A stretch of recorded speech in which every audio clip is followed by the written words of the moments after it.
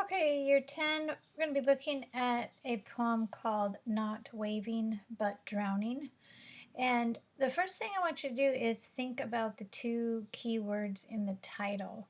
Um, and so I'm going to present the questions, and I want you to, if you haven't done this in class, like if you somehow missed the meet this morning, or if we didn't get to this, these two words are important, and you need to have some ideas about the feelings and images that both words connect with. Okay, so if you hear the word waving, you want to. I mean, obviously, it's like a gesture where you shake your hand, kind of raise your hand and move it back and forth. But what, like, not only what does it mean, but what are the pictures and the emotions that you have when you think of the word or you hear the word waving, right? And then, secondly, um, in comparison or in contrast, when you hear the word drowning in comparison to waving, what images and emotions go with drowning? So if you haven't done this exercise already in class, I want you to pause the video and put down some ideas, because your ideas and the images that come to mind are important. Yes, I've put two pictures down at the bottom just to kind of illustrate the similar sort of raised hand idea here. But the words themselves have different images and feelings that go with them. And I want you to think about what those are. And the second, or the last part here, I guess it's the third, is besides drowning in water, what are other things that you can drown in figuratively? Okay, yes, you can physically drown in water, but have you ever heard the word drown used like figuratively, like as an expression, or not literally, um, but used in a way like I'm drowning in, and somebody besides water. How have you heard that used before? Or if you've never heard it used, think about it. If you were going to use drowning as a metaphor, what could be something you could drown in? Okay, I mean, like, besides homework, but that could be a good place to start. Okay, so pause the video and look at each of these prompts and get your ideas down. It's important for you to have your own initial. And again, if we got to this in class and you've already done it, then just keep on listening. Okay, so let's go ahead and read the poem before we get started on the analysis. This poem is written by another English poet. Her name is Stevie Smith. I'm forgetting her. Stevie's like a nickname, and I can't remember like her given name. It's escaping me right now. She's more modern than the other poet that we're looking at this week, by by a couple hundred years. She's more modern. Okay, but let's go ahead and read the poem. Not waving, but drowning. Nobody heard him, the dead man, but still he lay moaning. I was much further out than you thought, and not waving, but drowning. Poor chap! He always loved larking, and now he's dead. It must have been too cold for him. His heart gave way, they said. Oh, no, no, no. It was too cold always. Still the dead one lay moaning. I was much I was much too far out all my life, and not waving, but drowning.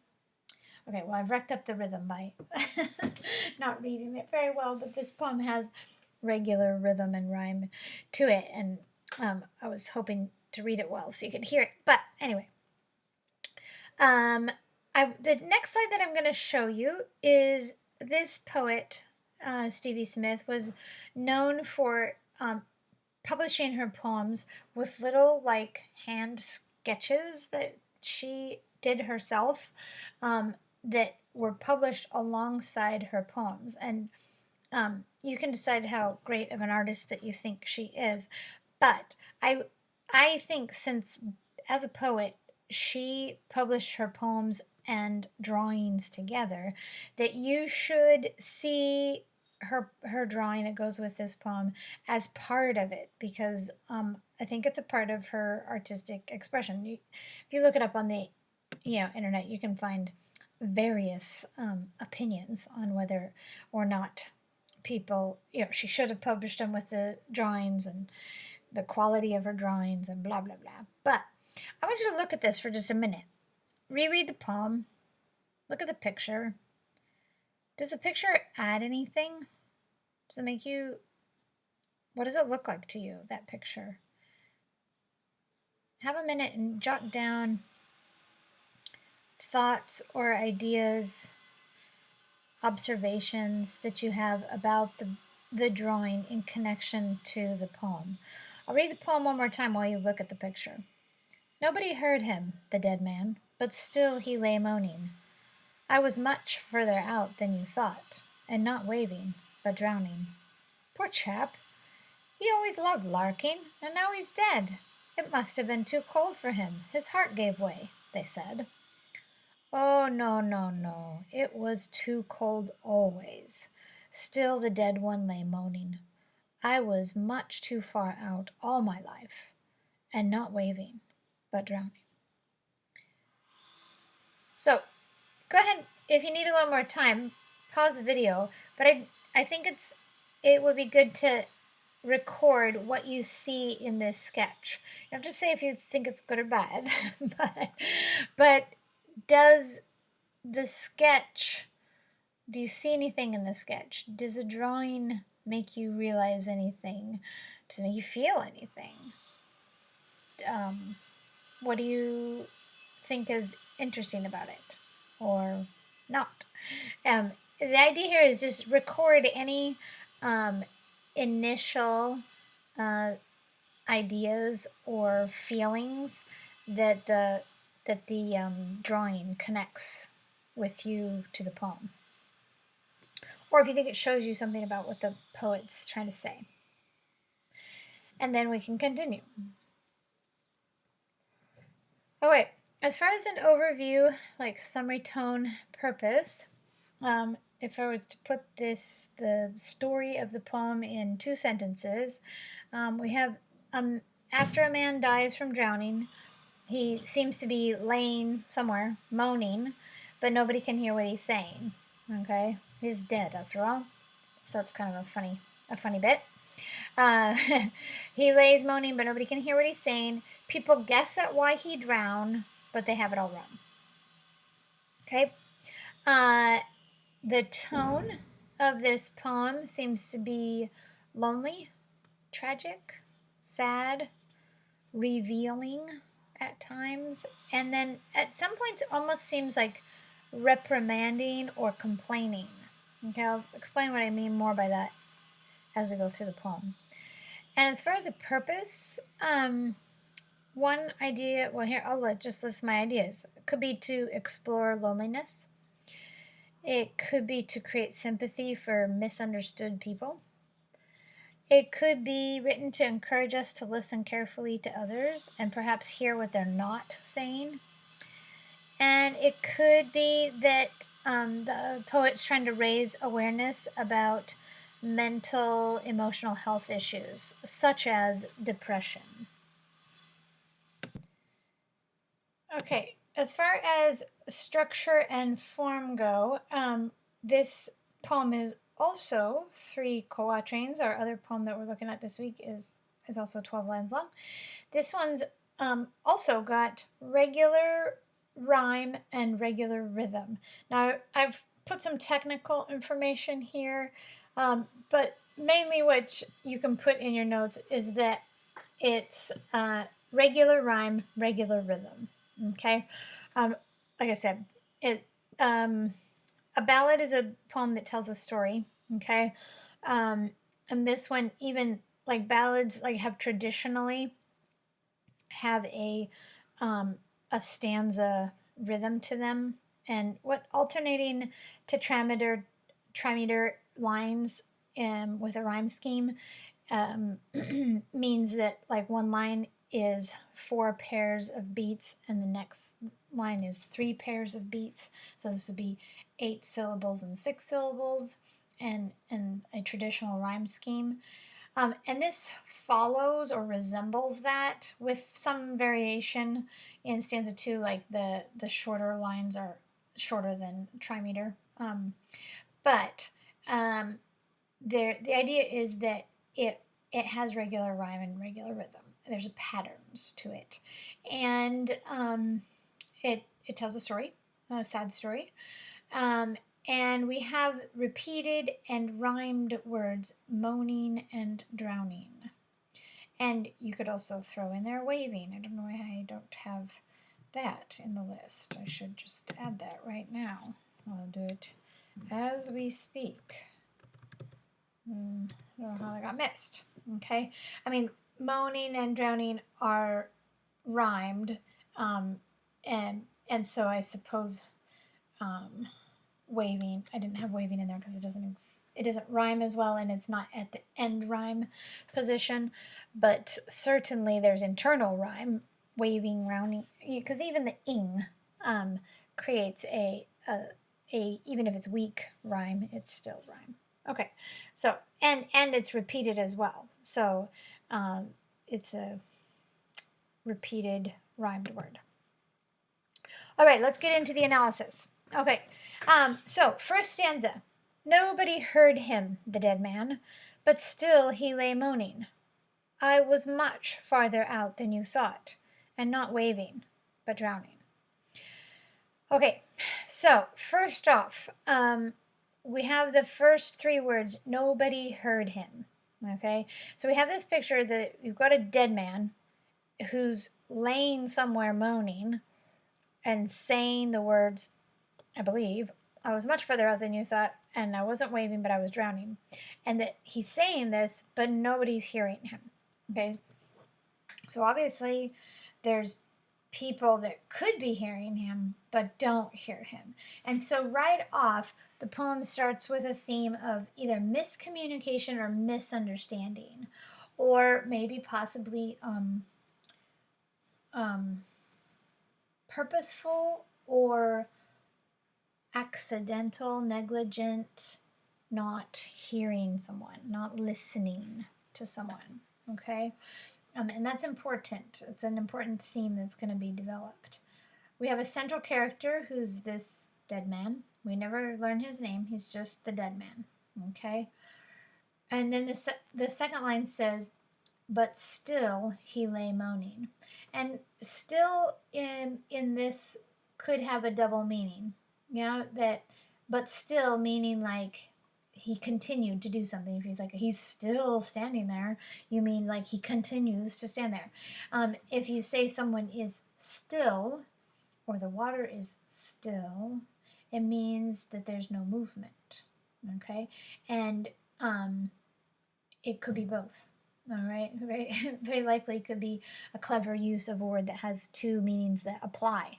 Okay, he could be laying there motionless, or he could be continuing to lay there and continuing to moan. Moaning also has 2 different meanings as well. You can, if you hear somebody say that, oh, they won't stop moaning about blah blah blah blah, it means that they're complaining. Okay, you just go on and gripe and complain about something is moaning. But also moaning is a sound. It's onomatopoeia for a sound a person who's in pain would make. Okay, if someone's like they're uncomfortable, they're in pain, then they may moan. Some people might moan in their sleep if they're like having a bad dream or something like that too.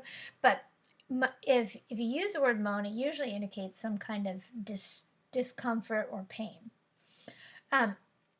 So both of those are also applicable. I guess I thought I had this in the notes, but maybe I don't. You should write that down though. The idea that moaning has two meanings as well. Okay, complaint or pain. And it could be that the dead man has both. He has a complaint and he's in pain. Okay, now the question that the reader is invited to consider here is like, how can a dead man be moaning if he's dead? Okay, why has the poet chosen to make the dead man speak? I mean, if he's dead, why say he's dead if he's going to be saying something? Okay, so could the dead man, I don't want to get ahead of myself, but is the dead man literally dead? Is he figuratively some way dead? Dead in some other way besides physical, and so he can lay there moaning? These are the questions you should ask yourself when things are like, wait, he's dead and he's moaning? Is it his ghost that's moaning and complaining, and that's why nobody can hear him?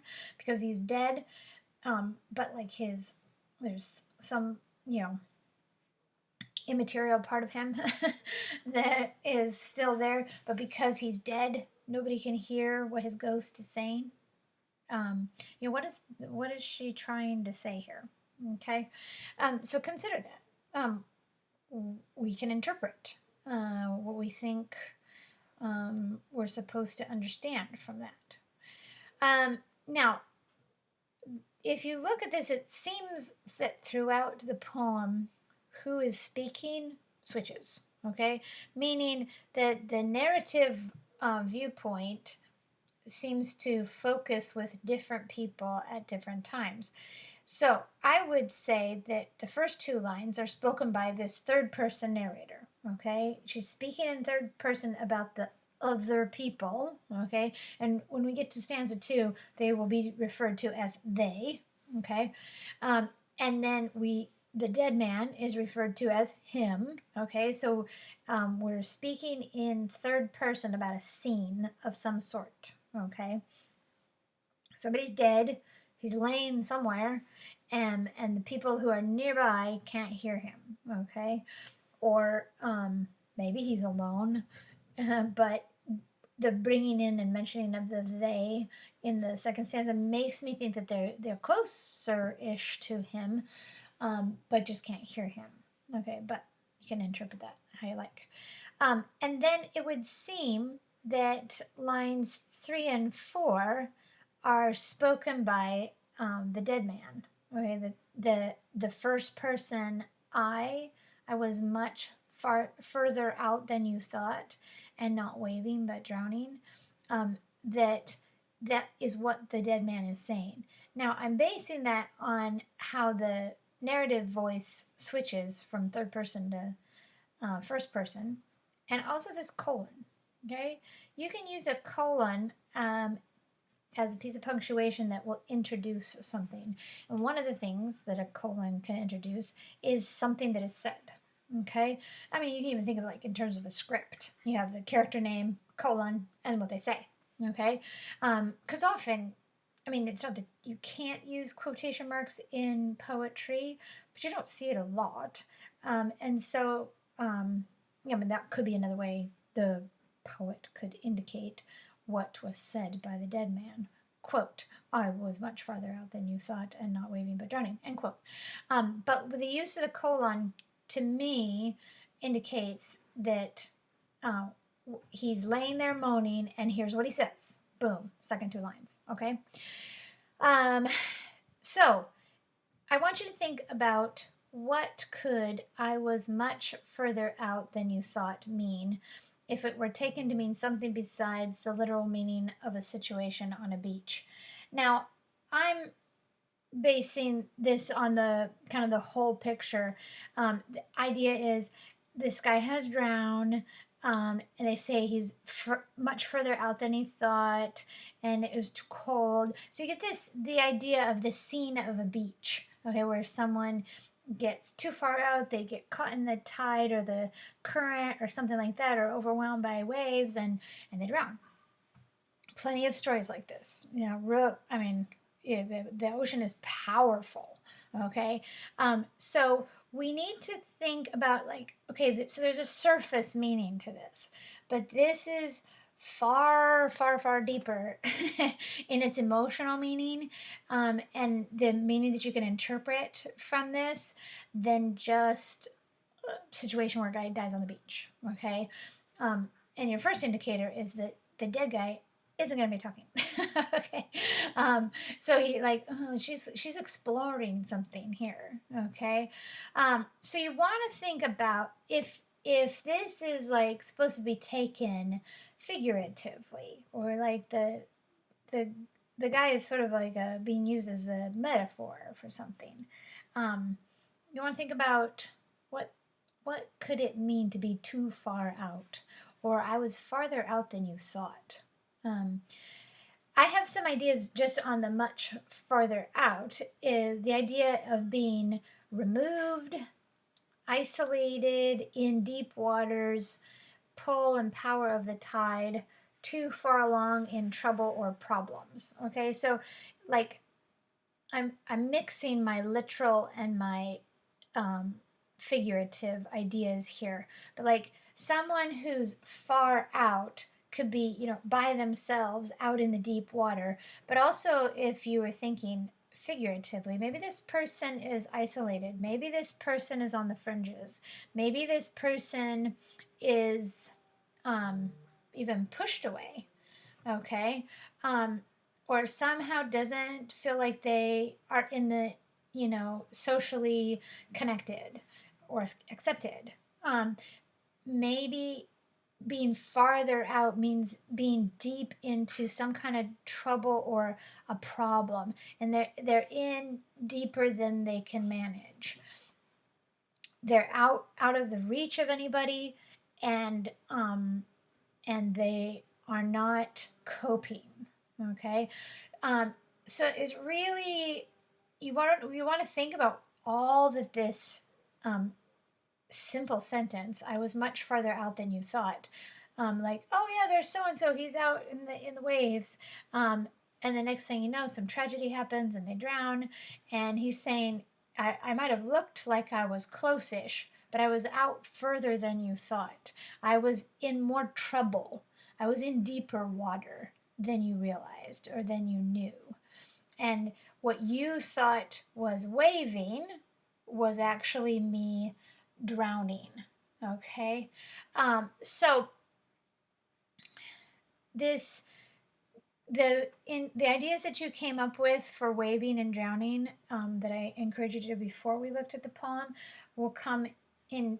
Any ideas that you had, you can connect in here with this. I have some simple ideas here that waving is usually thought of as like friendly, or you're trying to get somebody's attention, or you're trying to greet them, and it, you know, a gesture that you do for those things. It comes across as warm, inviting, friendly. Okay, and whereas if you were raising your hand because you were struggling in the water to try to get, you know, like pull yourself up out of the water, or you were in a panic, the contrast there is that drowning is tragic. There's the idea of like the suffocating, panicky feeling. It's morbid, because I mean, drowning will lead to your death as you as your lungs fill with water. A sense of being overwhelmed, like you start taking water in where your air needs to be. You can't get yourself above the water. You can't keep your mouth up.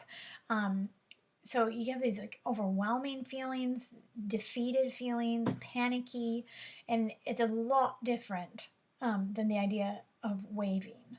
Okay, but you have the idea that somebody's got their hand up. Okay, if I flick back up to these my two pictures up here. Okay, the idea is that this gesture here is being mistaken for this gesture.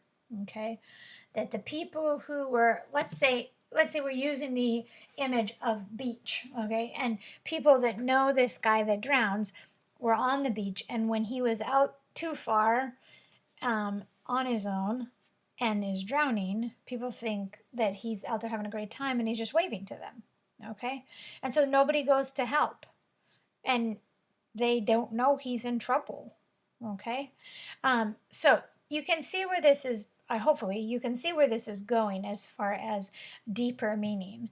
That sometimes people are in trouble and we don't realize it. Okay, they seem fine. They seem like they're having fun. They, oh, I didn't know they were in trouble. I didn't know they're having a hard time. Okay, so that's the idea she's trying to develop here. Okay, and by moaning this, complaining or expressing pain, the pain that the dead man is saying, we start to see as maybe emotional, maybe psychological pain. Ugh, I was in deep, and you guys, you misread me. You didn't know. I didn't let you know, or you didn't listen, or you didn't take time, or whatever. Okay, let's keep going. Now the second verse, as far as like a speaker, switches to, and this one we don't have to guess because the last line tells us who's speaking. It's the they. Okay, this is the nobody that can hear him. The same group of people, the they, whoever they are. Okay, seems to be at least acquaintances, if not friends. Okay, people that know the dead man, and they say, "Poor chap, he always loved larking, and now he's dead. It must have been too cold for him. His heart gave way," they said. And so we have this, if we continue with our beach picture, maybe the man has drowned and maybe he's out in the water, or maybe maybe he's washed up on shore somehow, and they're talking about him and they're theorizing why he drowned. Okay, so they are talking about the kind of person he was. Now, I don't use poor chap, and I don't use the word larking. This was written, I think, like in the 50s or something. Okay, so it's a bit older, and so some of the language is a little antiquated.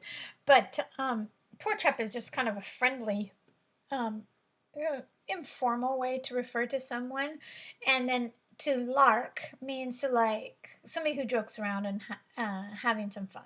Okay, and so we get the idea that the dead man was known as somebody who liked to joke around and have fun. Just somebody that was, fun to be with, good sense of humor. It's always making us laugh. Gosh, poor guy. We're gonna miss old Steve, or whatever his name is.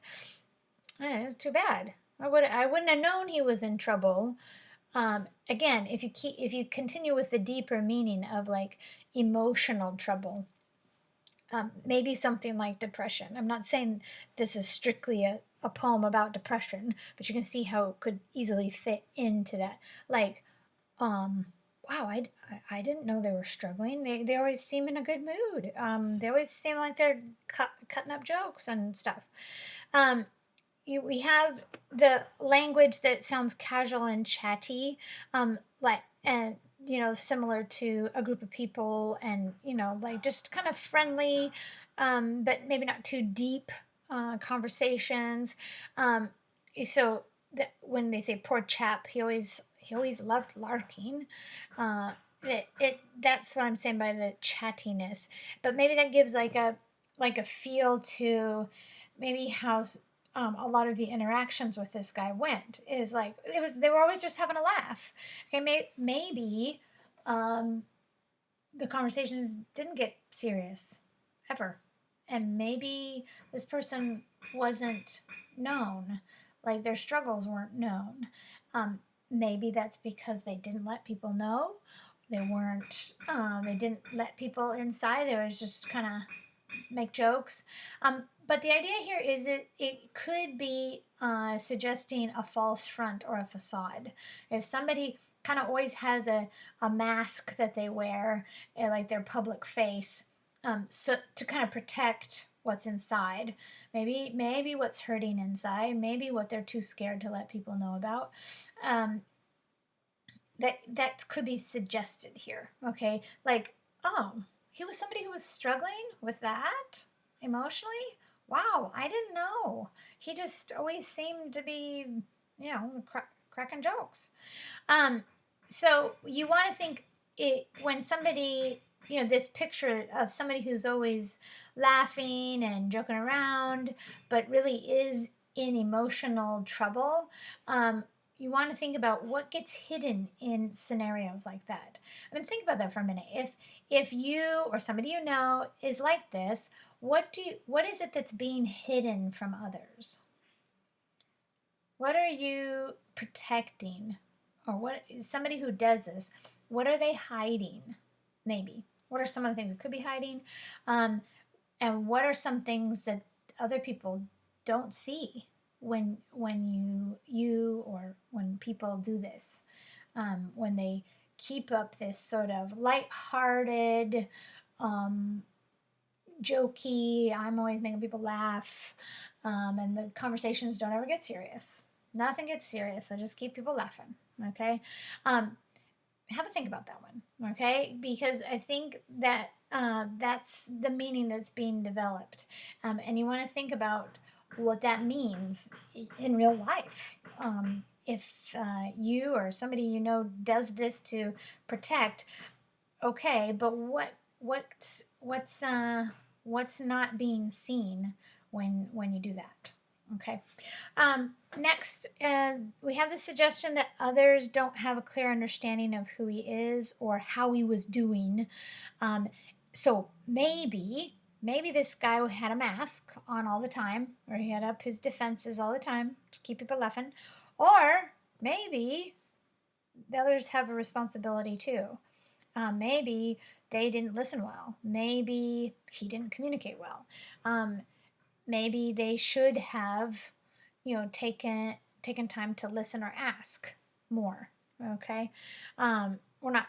The idea is it's like not all on him, but maybe he didn't make it easy for people to know who he was, but yet they didn't put in enough effort to pursue him when he was on the fringes, maybe when something didn't seem quite right.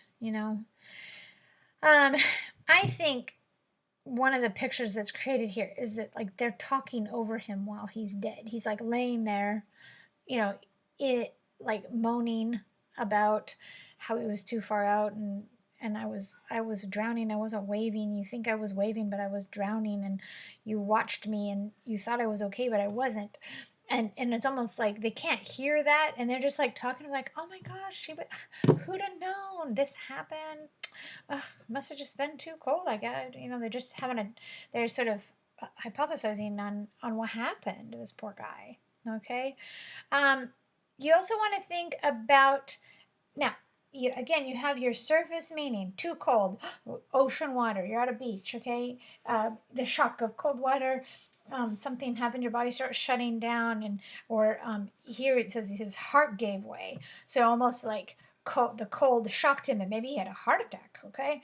That could be literal surface meaning, okay? If you thought about it figuratively or emotionally, what meanings could you perhaps come up with for if things were cold? Besides temperature, what's another way things can be cold? And also the significance of his heart gave way, beyond like, oh, he had a heart attack. What could the significance be there? Because if you think about this in emotional terms, if it's too cold, it must have been too cold for him. If people are cold to you, it's like they're not accepting, they're not warm to you, they're not receptive, they don't maybe include you, they don't make you feel comfortable enough to be yourself, something like that. Okay, and then his heart gave way, like if he's saying he's too far out and it was cold, you have this idea of maybe like socially isolated, socially on the outside, not in anybody's kind of inner circle, not being emotionally supported kind of idea.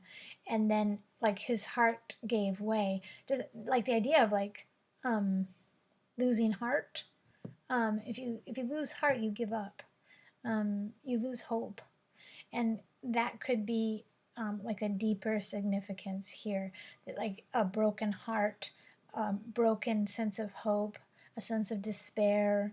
So like the emotional heart, not just a physical heart. Okay, and we can clearly see the people have no idea. Okay, they're just like, oh, I guess. Gosh, I don't know, what happened. And if you took this into terms of like, if you thought about this in terms of like depression and possibly suicide, okay, then you can you can I'm sure connect this with stories that you've either know personally or maybe you've even read in the news over the past couple of years. One story that comes to my mind right away is Robin Williams, like an incredible comedian, hilarious guy who, gosh, 5 or 6 years now ago, committed suicide. And it's one of those people like, oh, he brought so much joy to everybody. He's so funny. And there's a lot of humor and lightheartedness that covers up a lot of hurt sometimes. That people put on a brave face to cover up the hurt that they feel. Now, his story is much bigger than that, but it's a kind of a classic example of like, well, if it's the last person I'd thought would kill themselves, it had never seemed like they were having much trouble. That kind of, that's the echoes of what you hear in this stanza. Okay, and again, I'm not saying this is totally about suicide, but you definitely can interpret something like that, or somebody who just is feels dead because they're in such emotional pain or in such a deep depression, and so they might not even be physically dead when it's like, wow, I didn't know they were having such a hard time. It just, we didn't. I guess I never asked, that kind of thing. Okay, so it doesn't have to be as I guess I'm trying to say it doesn't have to be as extreme or as that this is about suicide and nothing else. Okay, but definitely you can hear those themes in it. Okay, but dead could also refer to other kinds of pain or something else being dead other than physically dead. Okay, now when we get to the third stanza, we've just been listening to the people, the they talk, and then this line starts, oh, no, no, no, it was too cold always. Still the dead one lay moaning, in parentheses or brackets. I was much too far out all my life, and not waving, but drowning. So we have to decide who's talking here, okay? It seems like it returns to the narrator's voice in lines 9 and 10. Oh, no, no, no, no, no. It was always too cold for this guy. Okay. It wasn't just this one time in the water. This is like, he was living this way, is the idea here.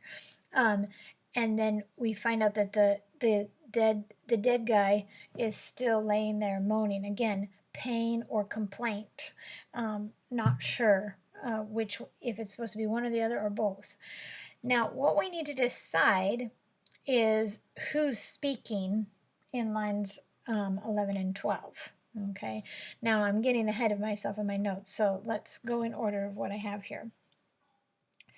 We have no repeated 3 times, okay? The effect of that is really emphatic, okay? Emphatic denial that the coldness argument is saying that he's experienced coldness for a long time. It wasn't just a one-off, okay? So now again, you have to think about this figuratively, okay? Doesn't mean like all of a sudden it was winter, okay, or cold water, okay, like or if this coldness is sort of like emotional coldness or social coldness or some kind of emotional trouble, or again, it could be references to depression, saying that this is, the idea here is like, this is something that they've been struggling with for a long time. And the idea, like, if it means like they don't feel connected to people or they don't feel like they fit in somehow, or they don't feel understood, that it's something that they've been coping with or trying to cope with for a long time. Okay. So it's not like, no, I find it wasn't like I didn't, if you're gonna interpret this like go kind of like down the suicide interpretation, like it wasn't just one night of being sad. This has been, the idea here is like I have struggled and struggled and struggled. Okay, and you just didn't know. Okay, you just never saw or heard, or I hid it from you. Okay, so you want to keep it in mind that the idea is a long struggle, and that cold doesn't just refer to temperature. Okay, so what we can clearly see is that there's been miscommunication. Okay, that the dead man has felt something, something has been true in their life, and the people around them have not picked up on it, and so it's like no, no, no, like shaking their head, like you don't get it, you haven't understood me. Okay, and so miscommunication, whoever's fault it is, okay? We're not saying it's the they's fault, and we're not saying it's the dead man's fault. It's probably a mix, okay? But this idea that people hide their hurt, and those around them that could be supporting them emotionally aren't picking up on the clues. They're not looking for the signs, kind of thing. Okay, they're not maybe asking the important questions. They're maybe not chasing up after something that seems off. Okay, or not pursuing deep conversations with people around you. That kind of thing. Okay, so I've kind of talked about this cold idea. You want to think about all what that could mean. Okay, that this person feels a coldness, and he's saying it's too cold. So you want to think about what that could mean. Now, the line 10 is a very close repeat of line 2, with the words still, dead, and moaning. And so we've got this continual sad, painful sound coming from this dead man. And so that's emphasized for us in this line about the pain that he's in. Okay, but nobody can hear him. Remember, nobody hears the pain that's coming from him. Again, whether the man is really dead or not, or if it's sort of a like figurative dead. Okay, they're in so much pain they feel dead. But the idea is that nobody's listening to the pain that they're in, and it's as if a dead man's talking where no one can hear you when you're dead. Okay, so there's lots of deep meaning here, guys. You can see how you can just kind of keep digging and digging into this, and it's a really powerful poem, and that has lots of connections for us. Now, the last two lines is either the dead man talking again, okay, which is a really practical interpretation. I was much too far out all my life. Okay, so like this connects to these lines up here. I was much farther out than you thought. Connects with I was much too far out all my life. Okay, just like it was too cold always connects with it must have been too cold for him. And he's like, no, it's always been too cold, and I've been out too far all my life. Like I've been in this whatever kind of emotional coldness that he's experiencing, and that it's been going on far too long, and too far out. Like he's just in over his head. Whatever the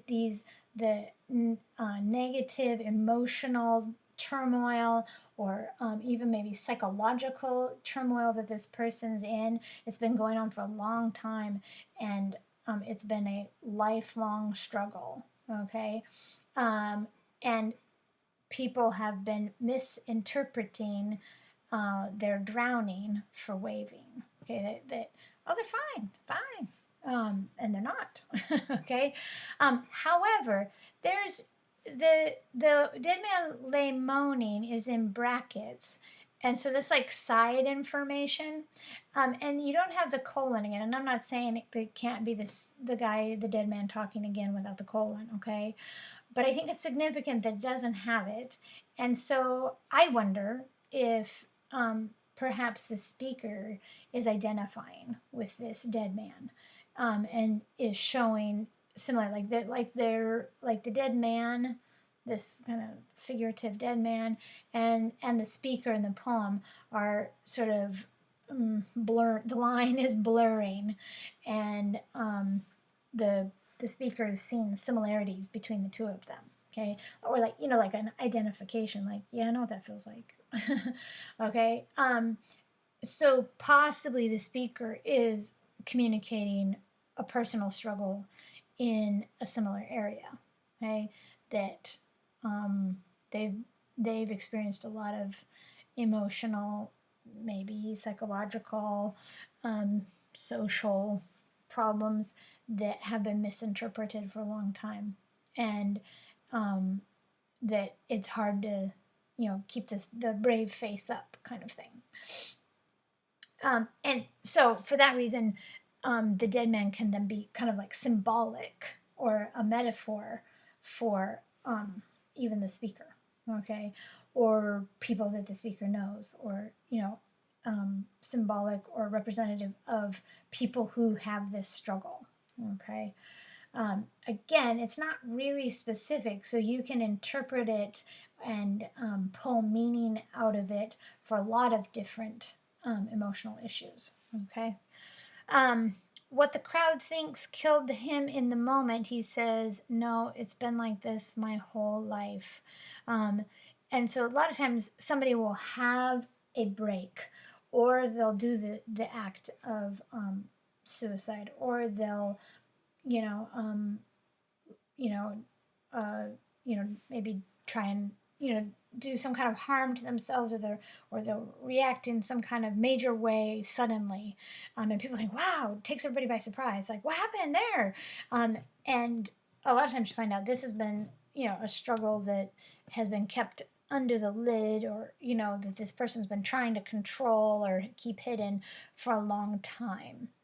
And then the last point I have here is that perhaps he, metaphorically speaking, feels like he's been dying continually all his life. Like the waves of whatever emotional trouble it is, or the depression, or the whatever the problem that haunts this person. Maybe it's addiction. Maybe it could be anything. That's why it's nice and wide open. But like those are the waves that this person's drowning in. Okay, so that like they're dead. They feel dead, and they feel drown in the trouble. Maybe they're not like physically dead, but maybe they feel emotionally nearly there, or like they're barely surviving, and nobody's hearing the pain that they're in. Okay, and this is a very emotive poem, very simple but very deep. Okay, the last couple slides that I have, I want you to think about connecting the extended metaphors that she has. Okay, so she's got lots of references to like swimming in water, like in a beach or ocean kind of scenario. And so you want to think about what the swimming in water, I've hinted a little bit about what they could represent, but it's worth spending some time thinking about different ways those could be, what they could symbolize, what they could represent in somebody's life. Or you could think about, like, make it personal. How does that connect to you? What's the water, or the thing that feels like sometimes it's going to overwhelm you, that you feel like you might drown in sometimes, that feels like it's been a struggle for a long time, or places where you feel not accepted but like cold, and that people don't see how hard it is for you. Okay, think about personal connections on that, or all the maybe think about different friends or people who you're close to who have really significant struggles, and think about what these could be representative of. Okay, and then I've also hinted at this one, but these are things worth spending a little, like when I say sit with a poem, it's like sit and kind of chew on what it could mean. What are the different things that it could mean if you like sort of took this poem and sort of applied it to different situations. So my questions for this one, the metaphor of the dead man is, in what way might the dead man be dead? Okay, so here we're not just talking physically. Okay, what are the other ways that people can be dead if we don't mean physically dead? What's the dead man's main problem? Okay, in the poem, what's his main problem? What do you think is the most or the biggest need or biggest problem that he has? And then what's the main idea behind the title and the repeated line, not waving but drowning? These are questions for you to think about personally. I mean, I've circled around a lot of them, but this is for you to think personally, and gain personal meaning, personal interpretation out of these. Okay? And this is just for your notes. Okay, these are for you to develop some ideas. So then, and of course, like I say all the time, anything that you get down in your notes, especially when you're kind of really marinating in the poem, right now is the best time to put those ideas down. And it will help you, with your homework and essay responses, but also then they'll be there for you to revise from later. And you might have things to add to it later, who knows? Another question to think about is, what message do you think Smith might be trying to communicate to readers? My last slide is actually from an interview with her that you can listen to on YouTube. She lived currently enough that you can hear her talk about her poetry. Okay, and after I share that with you on the next slide, the idea here is, what can you do with that message? Like, what can we do about, like, when we're the they in the poem and we're living with someone who's feeling like the dead man, or vice versa. If we really relate with the dead man, what message or lesson can come out of this that we can apply? Okay, from the it's a really short snippet of it's like she talks about this poem and then she reads it. It's like a 2-minute video on YouTube. I try to get the main ideas from it. But she said she actually wrote this poem after she read a news article about a man who drowned at the seashore, and his friends who were there, or people that were on the shore, I can't remember now if it was friends or just people who were nearby, he drowned because people thought he was waving instead of the real fact that he was in trouble. Okay, and so nobody went to help him because they thought he was waving at them. Okay, so she said that when she read that, it made her think of people who she says don't feel at home in the world, and they bravely try to make friends, and they make everything seem like everything's okay with them with a cheerful face that they give the world, but then their pretense will break down, and there'll be a crisis, and they'll get overwhelmed, and so she said when she read it, it made her think about people who in their life seem like everything's fine, wave to the crowd, boys, smile and wave, that kind of thing, but really they're in crisis, and the people on shore don't know. They don't know, and they're not really paying attention. Okay, they're not And there's, oh, he's waving, great, like, yeah, he's not in trouble. All right. Where maybe there could have been some signs they could have picked up on. Okay. And that's what I'm talking about when I say here, like, what can you do with that message? How can you take the meaning of this poem, and think about how it could impact your how you look at other people, how you interact with them, how you can be sensitive, how you can be aware, or if you're struggling, the idea about being honest and transparent and not hiding how you're doing with people, and letting a couple of safe people know. So all this is uh, tough, hard, but really real themes. And so it would be a shame not to think about how it could shape you, how this poem could shape your thinking, and shape your responses to people around you. The last thing I have is a couple of, I just found these online, but people who have done artistic responses. Maybe they're art students, I don't know. Maybe they're just artists, okay? But just responses to this poem.